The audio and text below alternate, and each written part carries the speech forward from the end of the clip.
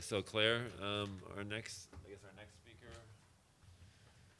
Clare Cameron, is going to talk next about, let's see, what is it? The role of nonprofit organizations in fighting against malignant pleural mesothelioma. Claire has been one of the people that, or why this meeting happens, because she is working on it constantly for a number of months before this. And actually, throughout the year, she's been a tireless worker for mesothelioma. Actually, I recruited her. I don't think she'll be mad at me if I say this, but anyway, I recruited her because she was one of my patients years ago, and she came to me one day and for a checkup, and I said, Claire, well, how are you doing? And she said, well, I'm really tired. And I said, well, why are you tired? And she said, well, I'm working, all day, all night until like 10 o'clock at night on weekends, driving around to 700 some elementary schools and collecting little boxes of coins for the Leukemia and Lymphoma Society. And I said, well, if you're tired there, why don't you come work for us? We'll make you drive around to only 500 or something.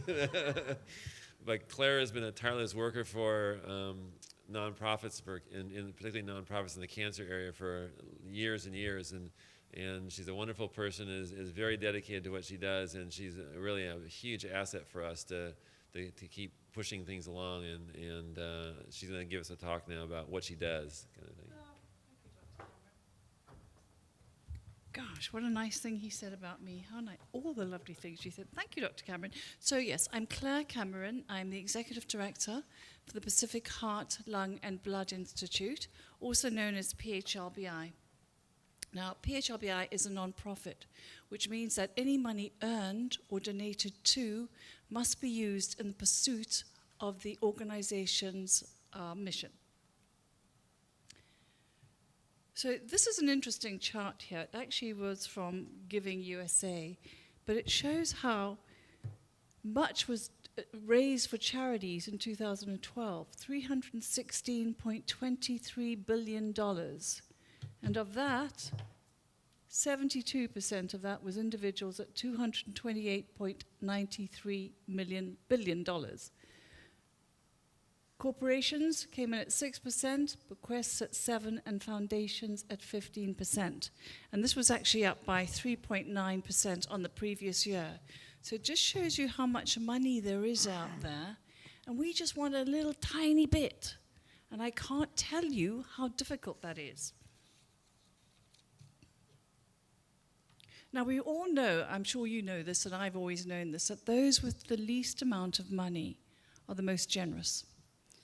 Here you can see, also from Giving USA, those earning over $10 million gave, 5.9%, and those earning, I can't really see this down here, earning $45,000 to $50,000 were giving at 4%, and then it kind of tapers off in the middle. So those really high income earners of, $200,000 to $500,000 are not giving as much. They're giving something like 2.3%. So we, as I say, are a non-profit. There's over 1 million non-profits in the United States. And I just put up some of these just because they're places, there are companies you will recognize. American Cross, Red Cross, American Heart, Stand Up for Cancer, American Diabetes, Leukemia Lymphoma Society. Now, they're national organizations, so it means that they have offices in every city and every state. So they're duplicating their efforts 50 to 60 times over. They're making immense amounts of money, but they're also spending a lot of money. When I worked at the Leukemia Lymphoma Society, at that stage we had 1,200 staff members, we had 68 chapters, and the CEO was earning over $500,000 a year. So we can't compete with these people, there's no way. I mean, we just don't have the funding mechanism. We're kind of lean and small. There's 3.5 of us, to be precise. So you've met Dr. Wong and Dr. Yankulescu, myself and a part-time assistant. Our offices are at 10780 Santa Monica Boulevard. We're governed by a board of directors and bylaws, and we have a scientific advisory board, of which Dr. Cameron is one of our scientific advisors. So, as I said, we are a 501c3 nonprofit research institute designated by the IRS as a medical research organization, which means we must operate in conjunction with at least one hospital, and we do. We support the Punch-Worthington Laboratory at UCLA, and through our association with Dr. Cameron, we also have an association with West Los Angeles VA. It's a public charity founded for public benefit, established in 2002 with a mission to improve the prevention, diagnosis, and treatment of heart, lung, and blood through independent research, collaboration, and education. So why PHLBI is unique? It was modeled on the National Heart, Lung, and Blood Institutes of the NIH. Like the NIH, it's divided into divisions and centers. So we have a heart division, a lung division, and under the lung division comes the Pacific Meso Center, which brought the Symposium to you today in conjunction with UCLA, and the Pacific Thymoma Center, and we hope to be doing some research in thymoma in the near future, and a blood division. So we have an intramural research program, which means research inside the walls of the institute, and an extramural research program, meaning research outside the walls of the institute. So I talked to you about PHLBI. So once again, it's a specialized center of PHLBI's lung division. It's dedicated to mesothelioma research excellence, established in 2009, and the mission is to find better treatments for malignant pleural mesothelioma and improve the quality and quantity of those patients' lives. So we do coordinated research. We do actually support two scientists. We interact with scientists from universities and institutes around the world, from South Africa, Netherlands, UK, Italy, Belgium. And our research is coordinated. That's really important because all the money that is used is on totally independent ideas that not spent on totally independent ideas that have no chance of success. So there are other non-profits out there who do not have the same focus. And because of our model, we have already developed cryoablation into a very effective clinical treatment, while other non-profits have used millions of dollars without any effective therapies resulting from the work. So one of our extramural programs is research with Dr. Warren Grundfest at UCLA in the bioengineering department. And they're developing a cryotherapy system which is designed to improve surgical outcomes. Now, we invested in a thermal camera, which they are using to improve the cryosprayer design. And they're trying to understand how small changes in the outlet affect the function of the device. There's a complex relationship between the pressure in the liquid nitrogen chamber, the flow rate, and the tip geometry. So it's our understanding that as this relationship improves, it will lead to the ability to better control the flow of liquid nitrogen from the tip surface. Now, we are aware that there's some other units out there on the market, but they don't have the same volume and control for our purposes. They're really designed for cryoablation of small tumors and not for the instant flash freezing of the pleural cavity. You heard today from Dr. Yankelescu, our molecular biologist, on her research on finding genes that are important in mesothelioma using 3D tumor model as well as fresh frozen tumor tissue. You heard today from Dr. Wong and discussing targeting the mesothelioma stroma with mesenchymal stem cells. Without a doubt, the latest and most exciting therapy for mesothelioma has clearly been immunotherapy. Immunotherapy might even synergize with conventional cancer treatments such as surgery, radiation, and chemotherapy to improve clinical outcomes, especially for aggressive cancers like mesothelioma. Tissue banking. Well, I know Irina had this slide on her presentation. You can see the size of the tumor that she works on. It's the size of a dime. It's actually quite fitting because the budget we're working on is the size of a dime. So we're kind of hoping that we could possibly share some samples with other scientists around the world. So we hope to build on this. We hope this will become something we can really work with. Now, Gracie actually talked about the Admiral Zumwalt Center of Comprehensive Center of Mesothelioma Excellence. Well, last year we worked with another nonprofit, Cancer Research and Biostatistics, CRAB, And we put together a business plan that was presented to the West Los Angeles VA, was approved, but we still don't have the funding for it. And as she said, Zumwalt has actually loaned his name to this new center, but it's the best kept secret. Nobody knows about it. So we've actually had a petition going for the last 6 months. We're trying to get as many signatures as we can so that we can present this to the Undersecretary for Health in Washington.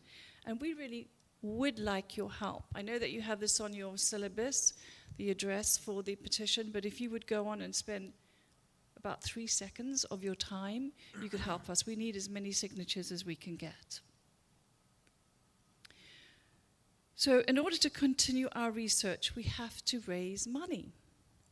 So the federal government is by far the largest funder of medical research for the dollars up for a rare disease such as mesothelioma, they're very scarce. As Dr. Lemon said, mesothelioma affects 0.9% of the population. So it's recognized as rare by the NIH, and as such, granting opportunities are few and far between. So we do raise money from grants, some little bit of money from grants, public and private donations. We do some fundraising events and patient tributes. You know, I meet some really pretty amazing people in my job. You know, I meet these wonderful people that have mesothelioma, and they come in to see us, and they're very gung-ho, and they want to help. Oh, gosh, I can't do enough for you. I tell you, I really want to do a third-party event for you. I want to donate money to you. But understandably, very often, when their loved one dies, they move on, and we lose contact with them. So these are people we're talking about that have a connection to us. So if people that have a connection to us aren't going to do anything for us, why would anybody else do that? So for whatever reason you're here today, you're sitting in this audience, I hate to tell you this, but you have a connection to us, right? You know who we are. So come and help us. Come and work at some of our events. Come in, I mean, not work, but just come and volunteer. Come and do our walks with us. Come and do our motorcycle event with us. Come to some of our black tie events. Tell people about the good work that we're doing at the Institute. You know, there's a film called Jerry Maguire. Did anybody remember seeing that with Tom Cruise? Long time ago, before some of you were born, actually. But I identify with him in this because he's so frustrated with his client, his only client, who's not quite getting it. He wants his client to help him so that he can help his client. And Cuba Gooding Jr. is standing there looking at him as if he's crazy. Help me. Help me. Help you. Okay. So that's what I wanted to take that saying and say, help us, help you. You know, a lot of the patients get huge settlements. And once again, they say they're going to help us as well. And if you remember that slide I showed first, which shows that majority of money comes from individuals. So we just want those people to come back and help us. Instead of buying 5 houses and 3 motor cars, give something back. So I work with several families, and I've got to know them over the last few years, and I've been very blessed to know these incredible people. So not everybody goes north of us or south of us. Some of them do stay, but we need to duplicate them about 1,000 times over. So the Gano family, Mark Gano, lost his life to mesothelioma about 2 years ago and left his family completely devastated. But his widow, Rosemary, wanted to stay involved. She really needed to do something to give back. And she put on a beautiful casino evening for us in San Pedro, raised $60,000. Next year, she wants to do a black tie at the Hyatt, another casino evening at the Hyatt in Long Beach. And she even persuaded her next-door neighbors to donate the proceeds of their little children's book to PHLBI. The Belvedere family, well, Ottavio Belvedere and his family have had a restaurant in Camarillo for the last 45 years. Ottavio was a great guy, I never met him. But his widow is just wonderful. And she has raised over $117,000 for us over the last 5 years. She sits on my committee, some of them, and she's going to be donating the luncheon again to our 5K walk hike, which incidentally is on the 12th of October at the Paramount Ranch. well, Jarvis family. We have Chuck Jarvis Jr. coming up to talk after me. That's his father sitting on the left. Chuck Jarvis Sr. was a wonderful, wonderful man. And he loved his Harley, as you can see. And it was Chuck who said, well, why don't we do something, like do a motorcycle event? And it was very timely because it was the anniversary of the Great Escape movie, starring Steve McQueen. And Steve McQueen died of mesothelioma. And so we called it The Greatest Escape, and we had that last year and raised over $108,000. Now, Chuck talks for us in our various functions. He also puts on a walk team for us every year at the walk. Chuck even got money for us from Angelina Jolie and Brad Pitt. There's no end to what this family will do. I honestly mean that. You can ask him how he did that. And then his mother phoned me last week, and she said, oh, I have a beautiful Keith Urban, you know who that is? A Keith Urban guitar with a little amplifier, a training little teaching book, and it's worth $1,000. So I just wanted to tell you it's going to come in the mail. Don't be surprised. The Michael family, there's Michael sitting next to Dr. Cameron. And Dr. Cameron, incidentally, attends all our events, and he is very generous. He donates to us every year. We had, Michael, as it turned out, has a restaurant on Westwood Boulevard, and he graciously gave us the restaurant for the night. We had a belly dancer, which was fabulous, a violinist, and the food was absolutely delicious, and we hope to make it an annual event. So really, it just leaves the funding down to some of the patients who understand the battle that we're having. And then there's also some lawyers and some pharmaceutical companies that help us as well. But most lawyers don't want to give you any money. They're making millions of dollars. But when you phone them to ask them to help you, say all of a sudden they're not doing so well. Sorry, but I don't have too much money. Call me another time. So these are the lawyers who actually do care a damn. So we have the platinum sponsor, Worthington and Corone. Our gold sponsor, Simon Greenstone, Panettiere and Bartlett. We have Lilly Pharmaceuticals, Waters and Krauss, and our bronze sponsor, asbestos.com. So that's basically the role of a non-profit in the fight against mesothelioma. We're small, we have big hearts, and we have big ambitions.